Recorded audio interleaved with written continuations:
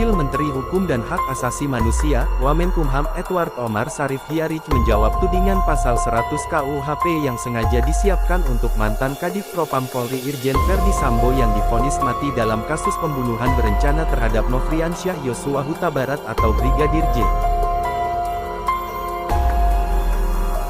Edi, panggilan Edward Omar tak mau ambil pusing dengan tuduhan tersebut. Ya, orang berasumsi, orang berprasangka buruk silakan saja, itu urusan mereka sendiri, ujar Edi dalam keterangannya, Rabu, tanggal 15 Februari tahun 2023. Dalam pasal 100 KUHP baru menjelaskan, hakim bisa menjatuhkan vonis mati dengan masa percobaan 10 tahun. Jika dalam 10 tahun terpidana berkelakuan baik dan menyesali perbuatannya, maka vonis mati diganti dengan penjara seumur hidup. KUHP baru ini akan berlaku 3 tahun sejak disahkan.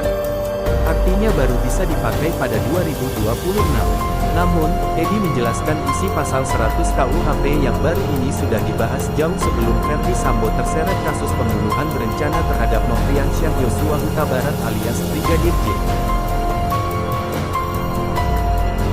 Sebetulnya pertimbangan mengenai masa percobaan 10 tahun muncul lebih dari 10 tahun lalu, itu ada dalam pertimbangan MK, pada 2006 kalau tidak salah, pasal soal pidana mati diuji, pada saat itu putusan MK, 4-5, jadi 5 hakim MK setuju untuk tetap mempertahankan pidana mati, yang 4 hakim MK lainnya tidak setuju, ingin pidana mati dihapuskan, kata Edi.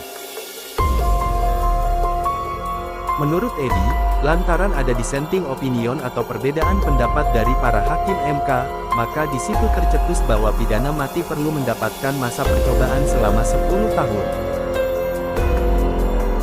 Jika dalam 10 tahun masa pidana sang terpidana berkelakuan baik, maka akan diubah menjadi pidana seumur hidup. Kalau sudah berkelakuan baik, maka bisa diubah dari pidana mati menjadi pidana seumur hidup, atau pidana sementara waktu. Dan ini sesuai dengan visi KUHP nasional yang disahkan pada tanggal 6 Desember 2022, yang kemudian diundangkan pada tanggal 2 Januari 2023 dengan UU Nomor 1 Tahun 2023, kata dia.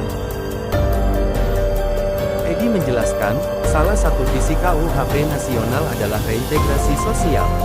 Menurut dia, visi ini memberikan kesempatan kepada pelaku kejahatan untuk memperbaiki diri dan tak mengulangi perbuatannya.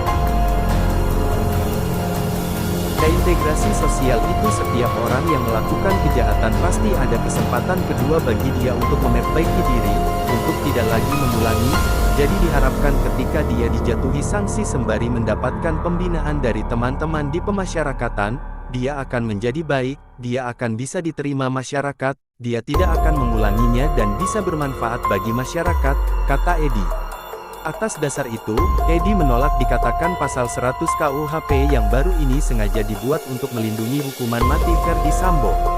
Menurutnya, pasal 100 KUHP ini merupakan solusi bagi mereka yang pro dan kontra terhadap pidana mati.